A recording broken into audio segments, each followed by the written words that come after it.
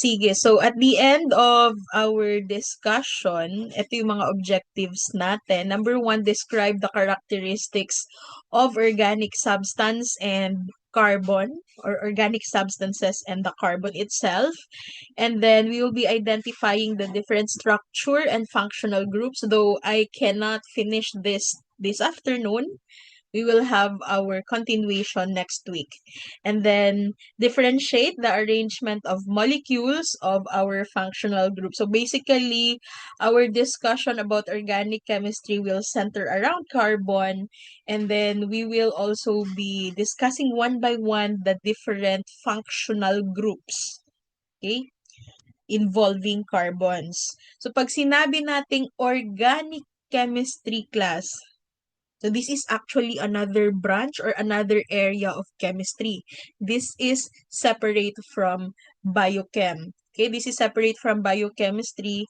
However, ulitin ko, we really need the background, the foundation sa organic chemistry for us to understand biochem. Okay? So, do not forget, pag sinabi nating organic chemistry, ito yung branch of chemistry that deals with carbon. Okay? Carbon is the reason why we have the two branches, inorganic and organic chemistry. For inorganic chemistry, we learned about the different elements in their periodic table and their compounds, yung mga uses nila, etc. However, carbon kasi behaves differently from all the other elements. So, hindi siya kagaya ng sodium, yung characteristics niya hindi kagaya ng calcium.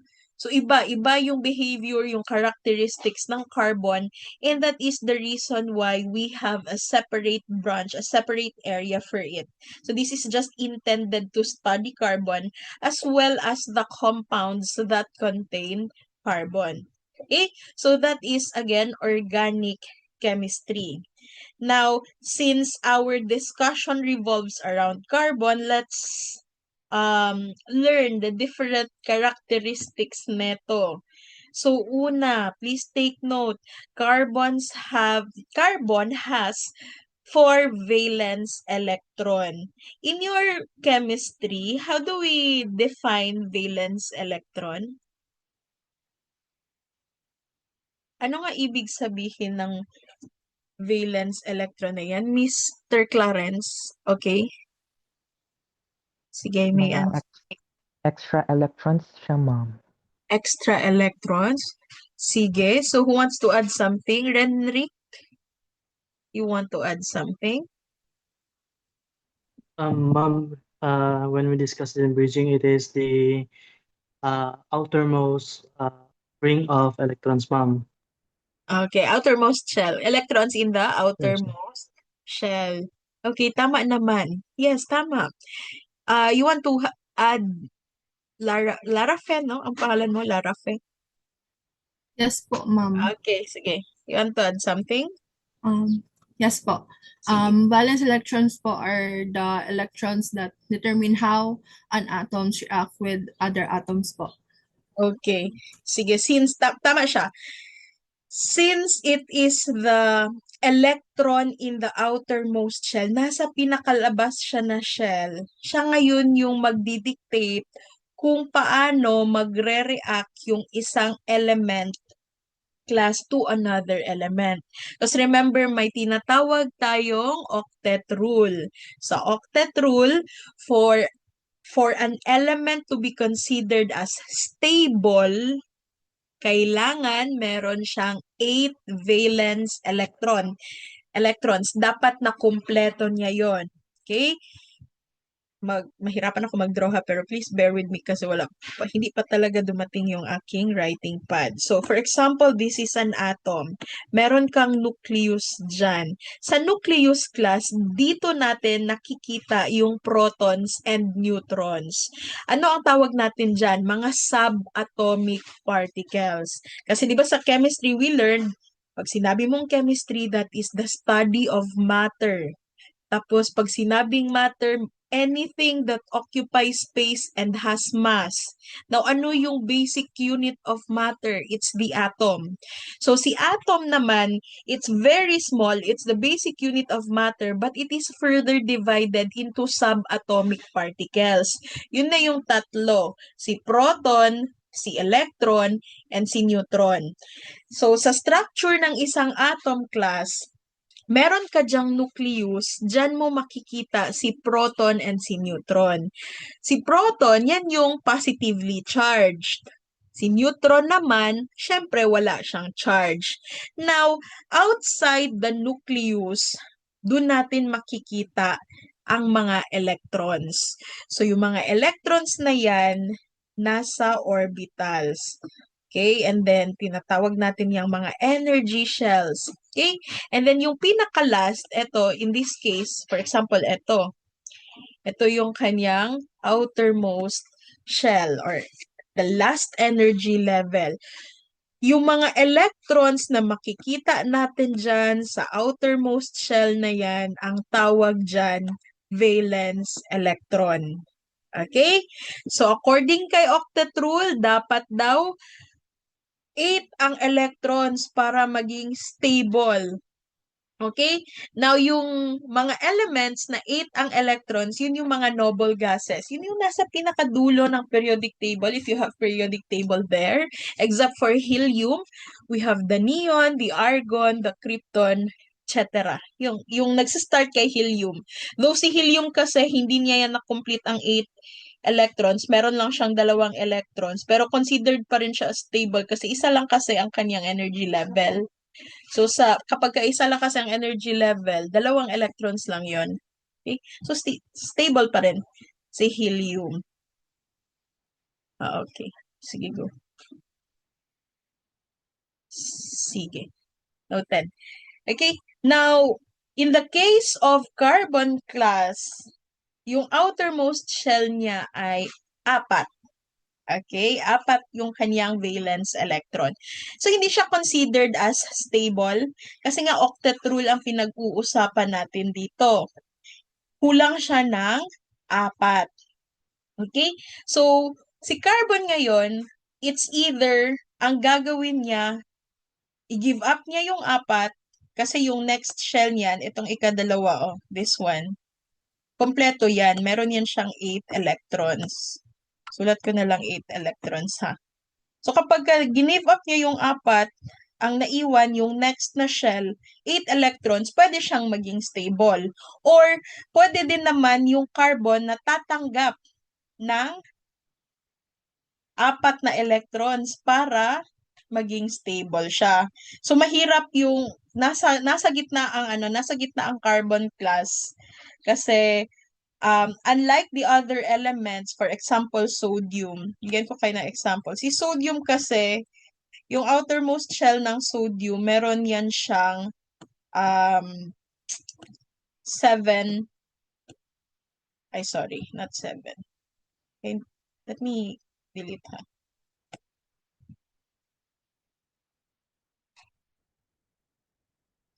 Kahirap naman ang walang writing pad, oh.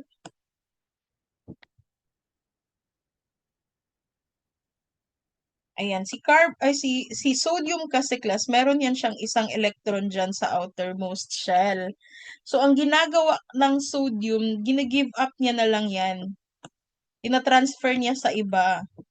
Okay? Kasi ang kasunod niya na shell, meron ng 8 electrons. So, kung magkaroon sila ng interaction with chlorine, for example, this is chlorine, yung outermost shell kasi ni chlorine, meron yan siyang 7 electrons. So, kulang siya ng isa. Ito siya, may isang sobra dyan. I-give up niya na lang kasi mas madaling i-give up kaysa sa maghahanap siya ng 7. So, ita-transfer niyan ngayon dito. For example, chlorine.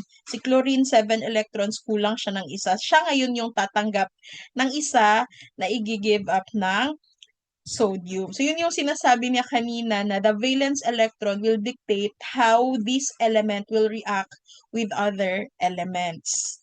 So, ngayon, magpo-form sila ng bond. Magpo-form yan sila ng bond kasi yung isa nagbigay, yung isa tumanggap. Si carbon ngayon, mahirap kasi nasa gitna siya. Pwede siyang tumanggap, pwede din siyang mag-give up. So that is the reason why we say na carbon behaves differently from all the other elements. Ngayon, ang ginagawa ng carbon actually is magka-create siya ng bond with other elements, pero hindi siya mag-give up, hindi din siya tatanggap. Ang gagawin ng carbon para maging stable siya, makomplete niya yung 8 electrons, mag-share siya with other elements. Okay? So that's how carbon behaves.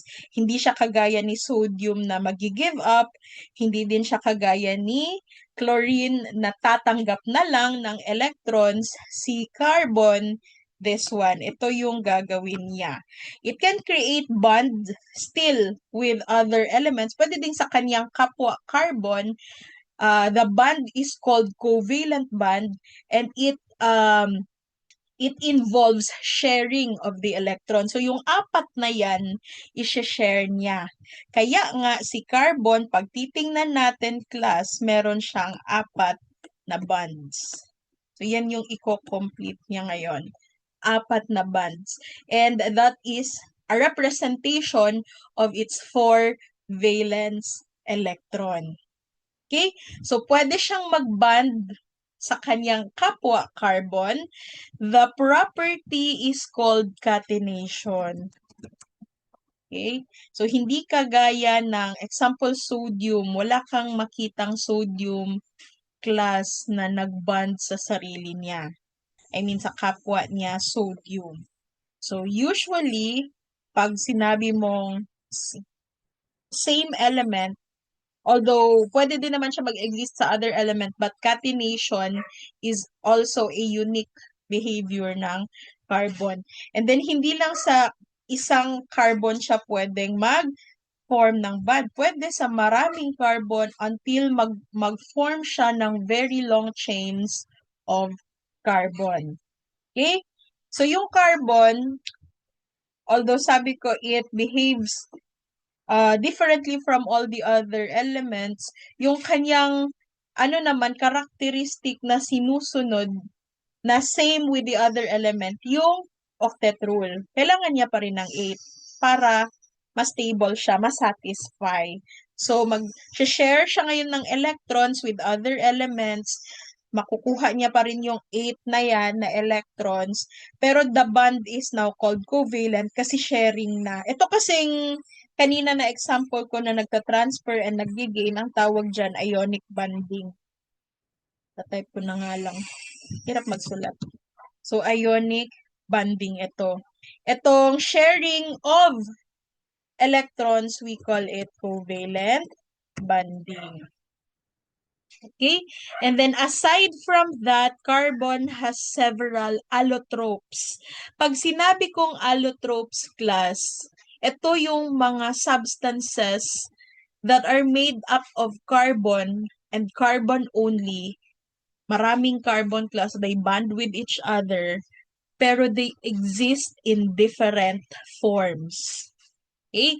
Ano example niyan? Alam natin the coal or the charcoal is made up of carbon. Carbon yan lahat. Carbon to carbon bonds. Maraming carbon. However, aside from charcoal, the graphite is also made up of carbon. Yung lead ng pencil, yung pinangsusulat natin sa lapis, that is also made of carbon. And as you can see, iba yung kanyang form, iba yung kanyang characteristics, pero pareha sila ng charcoal that is made up of carbon. And aside from that, diamond is also made up of carbon. Yung diamond na ginagawa nating class, mga mga earrings, mga mga sing-sing, mga jewelries.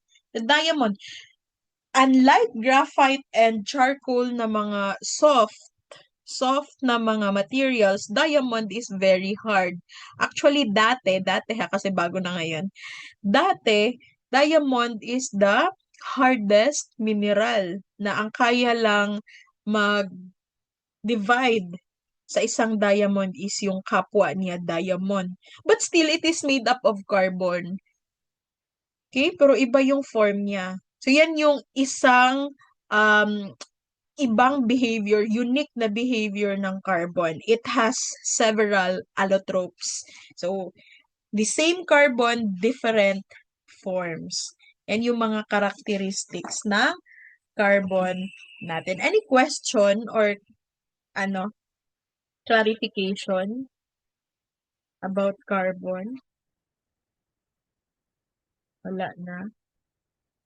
Hopefully, I will receive na my writing pad kay kahirap magsulat. Okay? So, take note that carbon is our main element sa mga organic compounds. So, pag sinabing organic, we are referring to carbon. If carbon exists in the structure or in the formula of that substance, we call that organic. Okay? So, carbon, since maraming substances that are made up of, that are organic, no? So, it's very essential sa life, sa tibuok na kalibutan, no? Sa the whole world. Okay? So, a very important element. Even our human body has a lot of carbon. So that's very important. Now, as an organic organic na compound, ito yung mga properties nila. Since carbon is a non-metal, it has low melting point, madali lang siyang mag-melt. It also has low boiling point. Again, carbon is a non-metal. And it has low solubility in water, hindi din especially if mahaba na chain na carbon mahirap na siyang tunawin sa tubig. Okay? However, it has high solubility in non-polar solvents. Yung mga chloroform, mga hexane, mga benzene, mas madaling matunaw yung mga organic substances natin doon. Most of the compounds of carbons, yung mga organic substances natin are flammable, just like alcohol. Alcohol do contain carbon class alcohols natin. So, flammable. And then, aqueous solutions do not conduct electricity. Yung mga aqueous kapag yung, for example, sugar, our table sugar, yung mga asukal na ginagamit natin, it's an organic substance. Pag tinunaw mo yan siya sa tubig, it does not really conduct electricity. Kung i-compare natin siya sa sodium chloride, which is an ionic compound, wala yun siyang carbon, sodium and chlorine lang. Pag tinunaw natin sa tubig yun, magkakandak yun siya ng electricity. And then, nasabi ko na to kanina, it exhibit covalent bonding. Pag sinabi nating covalent bonding, it's a chemical bond na nag-exist kapag ang electron ay sinishare from one element to another element. So, itong carbon na ito, mag-share siya ng isang electron, and then yung itong carbon na ito, i-share niya din. So, mafo-form yung bond, we call that covalent bonding. So, ang kanyang kaibahan sa ionic bonding naman, si ionic bonding involves transfer of electron. Kagaya ng aking example kanina, na nag-transfer si sodium ng isang electron kay chloride. Okay? So, yan yung mga different properties of our organic substances. Wait. Okay, next. Sige. So, let's move on. We have 4 types of formula for our organic compounds. Meron tayong tinatawag na molecular formula, which will tell us the kind of atom present, meaning the type of element present in our compound, and it will also tell us how many atoms of each element ang present doon sa compound mo. So, ibibigay lang sa molecular formula, ang ibibigay sa atin yung summary ng lahat ng elements na nasa compound and yung amount, yung gaano karaming atoms ang present. It will not show us the bonding, so hindi natin nakikita kung aling element ang nakaband sa another element. Summary lang talaga siya. We call that molecular formula.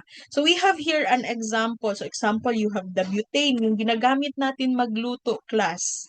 Yung kanyang molecular formula ay C4H10, which means meron siyang 4 na carbon and 10 hydrogen. So C4H10 is a molecular formula.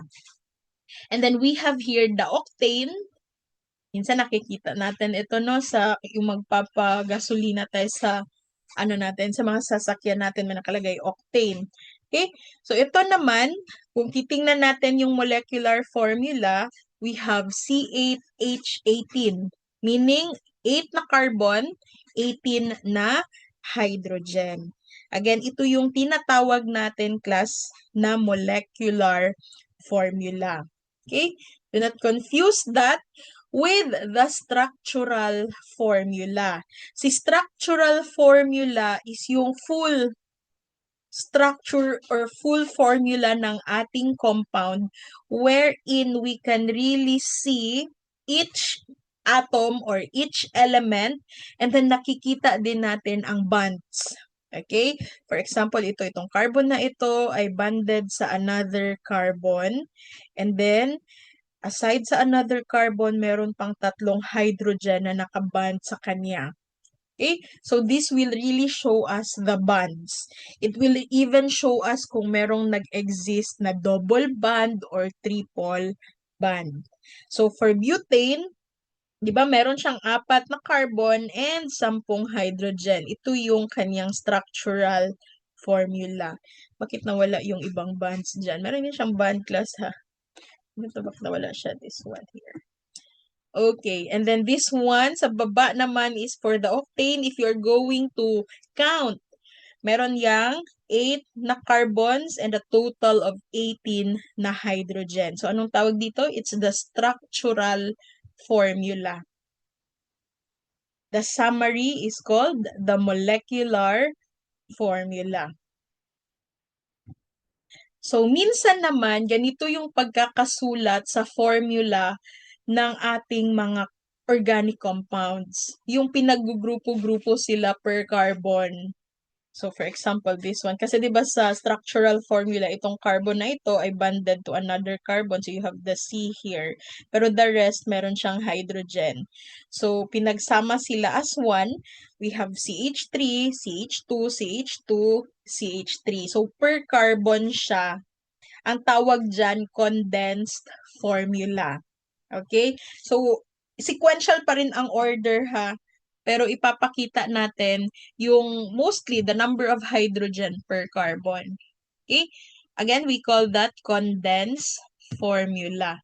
And then the last one, minsan makikita nyo ito, lines lang lahat. Lines lang siya. We call that the line formula or the skeletal formula. Wherein, sa line formula class, lahat ng endings and intersection, we assume that there is carbon. Okay?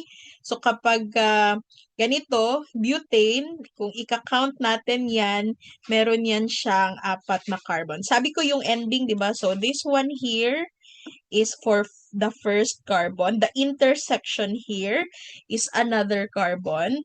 These two here is for another carbon. And then the last one here is carbon also. So, di ba butane has C4. So, that's 1, 2, 3, 4, a total of 4 carbons. Okay, so line lang siya, skeletal. Now, pagdating sa octane, we have here 8, di ba? So, we have 1, 2, and then 3. Lahat ng ending and mga intersection sa 4, 5, 6, 7, and then 8. Kaya siya ilagay like that. Pwede mo na naman siyang baliktarin. Like ganito yung pagkasulat mo. Okay, so parehas lang naman. Octane pa rin yan. 1, 2, 3, 4, 5, 6. Ulit. 1, 2, 3, 4, 5, 6, 7, kulang isa. 8. Just have to make sure na tama yung number of carbons. So before ka magsulat ng formula, please remember na 4 ang bonds ng carbon para maging stable yan siya. Kapag for example na yung isang bond is nakadikit doon sa isang carbon, ang gagawin mo class, i-fill in mo lahat ng natitirang bonds ng hydrogen. Okay? Kaya, kung titingnan mo dito, meron kang CH3. Kasi itong bond na ito, since nakaband siya kay carbon, merong 3 naiwan na bonds. Automatic, that is for hydrogen. Okay? That's how you know. For example, yung carbon na nasa gitna. Ayan. So, yung bonds niya, yung dalawang bonds niya, nakuha na ng dalawa din na carbon. So, ang naiwan na lang, since 4 always ang bonds ng carbon class, 2. Kaya kung nakikita nyo, you have the CH2. So, this one is for one hydrogen here, and then the other one is for another hydrogen. So, dalawang hydrogen, CH2. Sa skeletal, we assume na yung lahat ng intersections and ending dyan may carbon, and syempre may kasama siyang hydrogen. So, ito yung 4 na important formula for our organic compounds. The molecular, wala naman siya nagtadlong. This is for the molecular class. This is for the structural. And then the condensed is this one. And then tama ito. This is the skeletal. Okay, any question or clarification?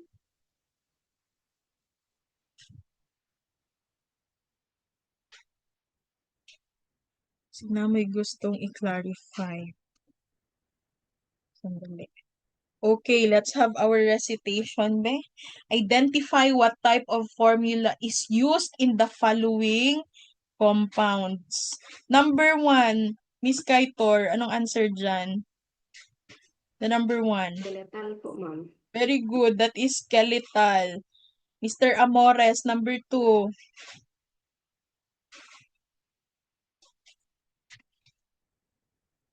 Yes, Mr. Amores. Ay, hello po ma'am, marinig na po ako. Condense po ma'am. This one is number 2? Condense po. Oh, Molecular po pala. okay, Sorry. very good. That is molecular formula kasi it's a summary. Hindi mo pinaghiwalay yung dalawang carbon. So, molecular. Tama siya. Next, number 3, Miss Mutya. Structural formula po, ma'am. Okay, number 3 is a structural formula. You can really see the bonds there. And then, Miss Palaganas, number 4. Condensed formula po, ma'am. So, this is the condensed ha. Ano siya, pinaghiwalay natin yung bawat carbon and then kinondense lang natin yung hydrogen. Okay? Number 5, Miss Paraero. Structural po, structural formula. Okay, very good. Structural formula. And then, lastly, Miss Lariba. Condensed formula po. Okay, so that is another example of a condensed formula. Pwede kayong magsulat ng note, no? I mean, maka-annotate ba mo? That's really very familiar. Anyway, sige. So, I hope you can now identify whether it is a molecular, a structural, a line, or a condensed formula. Magtanong kayo ha kung medyo nalito kayo. Dito sa number 2, huwag kayo malito ha. This is a molecular formula kasi it's a summary. Inisa lahat ng bawat element. I mean, inisa kung ilang number of atoms sila. So like C2H6O2 compared sa ating condensed formula na kinaghiwalay-hiwalay yung bawat carbon. Ito pinag-isa siya. Hindi mo siya mag-next. Actually, may answer ito. Tawa kayo. Okay? Sige. So, dito tayo sa types of bonds. Yung ating carbon class, di ba, 4 yung kanyang bonds para maging stable siya. So, yung bond na yan is called covalent bond kasi nga there is sharing. Na kapag ka nag-share, ano yan siya, automatic one pair. Isang electron coming from one carbon, and then the other carbon will also share another electron. So, tag-iisa sila, making it one pair. So, one pair of bond means 2 electrons yan siya. Now, si carbon can form multiple bonds. Pag isang bond lang yan, just like this one here, single bond lang siya. Okay? And then this single bond contains 2 electrons. Isa coming from this carbon and then isang electron coming from the second carbon. Okay, so that's what we call single bond. However, pwede din namang mag-form ng double bond si carbon. So in this case, makikita niyo talaga yung double bond here sa gitna. Okay? So si double bond, bawat end niyan merong electrons, which means dalawang carbon ang shinare ng dalawang electrons ang shinare ng bawat carbon. So, mag-share siya ng isa dyan and then another isa dito. And then, itong carbon na ito, mag-share din siya ng isa, making it one bond, and another, so dalawang bonds na siya, making it double bond. So, dito yung illustration. Okay? Tigdadalawa sila ng shinare na electrons. Okay? Kaya siya may double bond na na-form. Now, pwede din mag-form ng triple bond si carbon. Okay? Which means meron kang 3 pairs of electrons. So, tatlong, wala ang aking pen. Ayan.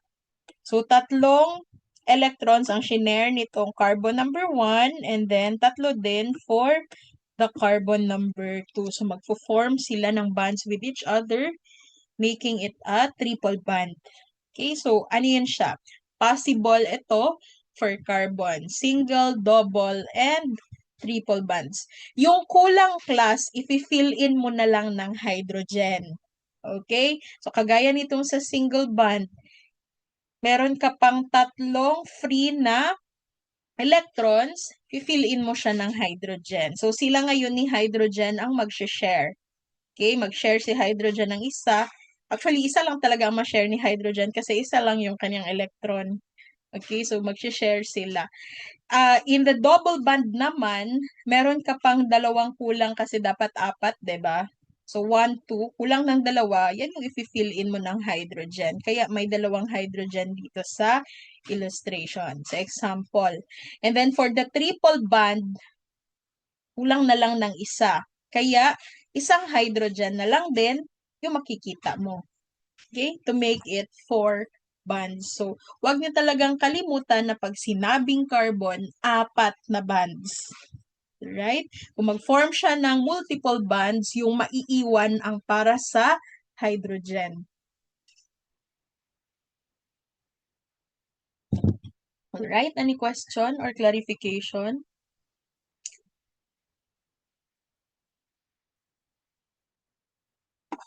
Wala. Lapit na 2:30. Kabilis ng oras mo.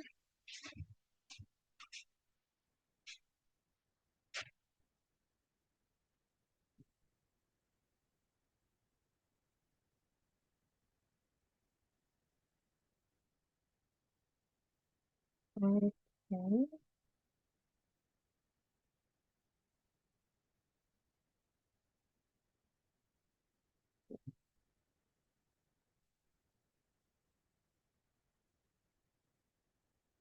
Sige, now we have classification of carbons. Dito na lang muna siguro ako mag-e-end kasi mabibitin ako with the nomenclature kung i-start ko siya. Tapos nag-promise ako that the remaining time will be for the activity 1. So dito ako mag-end sa classification of carbon. Okay? So sa classification of carbon class, meron tayong tinatawag na primary, secondary, tertiary, and quaternary. Actually, yung classification na yan nakadepende kung ilang carbons ang nakaband sa carbon na gina-classify natin. Okay? So, just like this one. Mag-pen ako. This one here, this carbon at the center. At the center muna ha. Kung titingnan mo, meron kang dalawang carbon dyan na nakaband. So, dalawang carbon means it's a secondary carbon. Pero, huwag kayo malito ha kasi ang naka-red dyan, bakit nasa primary? Ito kasi yung tinitingnan. Yung carbon here na naka-red. Kung titingnan kasi, sa isang carbon lang siya nakaband, dito siya sa gitna na carbon, the rest hydrogen na. So, in this case, itong carbon lang na ito ha, this is a primary carbon. Makontrol lang aking pen. Okay? So, itong carbon na ito, again, ulitin ko, this is a primary carbon, this one. Kasi sa isang carbon lang siya nakaband. Unlike sa carbon na ito na nasa gitna, dalawang carbons din yung nakaband sa kanya. Kaya ang tawag natin sa kanya ay secondary carbon. Now, this one naman, itong naka-red here, tatlong carbons yung nakaband sa kanya, no? Kaya ang naiwan na lang isang hydrogen. Yung naka-red. So, 1, 2, 3. Tatlong carbons, kaya tinawag siya na tertiary carbon. And then lastly, we have the quaternary carbon. Kasi as you can see, itong naka-red na carbon na ito, apat din yung carbons na nakaband sa kanya. 1, 2, 3, and 4. So, quaternary carbon siya. Now, methane is a unique organic compound kasi si methane class, yung apat na bonds ng carbon, puro lahat hydrogen. So, hindi natin siya maklasify as primary, secondary, tertiary, or quaternary. Kasi wala siyang carbon dyan. Lahat hydrogen. Okay? So, ulitin ko ha, titingnan lang natin para maklasify natin whether the carbon is primary, secondary, or tertiary, or even quaternary. Titingnan mo lang, bibilangin mo lang kung ilang carbons din ang nakaband sa kanya. Kapag isa lang, just like this one in red, isa lang talaga, itong carbon lang na ito, primary siya. Okay?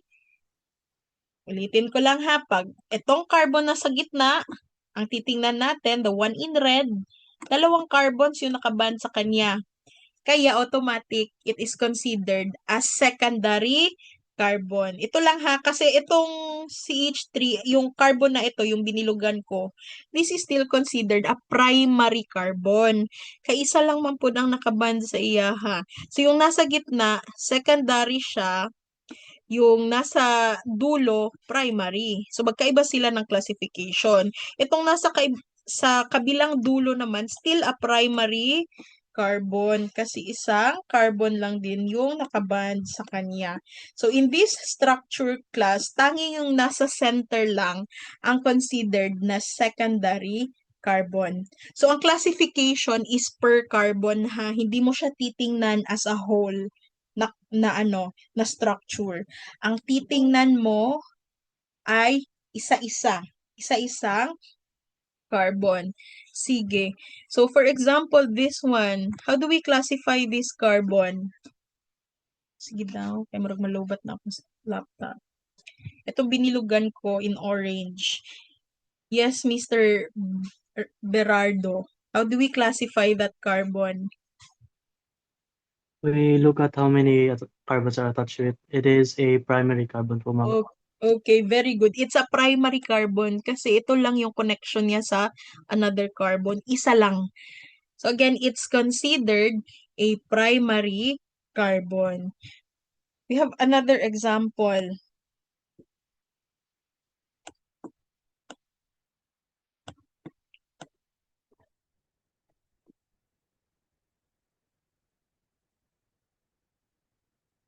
Palit lang ako ng pen. Okay. So how about this one. Yung binilugan ko ha, yung carbon na nasa gitna. Yung binilugan ko. How do we classify that carbon? Miss Kaitor? Quaternary po. Ha? Ay, sabi mo? Sorry. Ano po? Tertiary. Okay, very good. It's tertiary. So, bakit siya tertiary? Kasi tatlong carbon. Hindi natin isasali sa pag-count yung hydrogen ha. Yung carbon lang na nakaband sa kanya. So, we have 1, 2, and then 3. That makes it a tertiary carbon. Okay, bilangin mo lang talaga kung ilang carbons ang nakaband sa carbon na yan. Yan yung magiging classification niya. So, in this case, tatlo. Kaya ang tamang sagot ay tertiary carbon. Any question or clarification?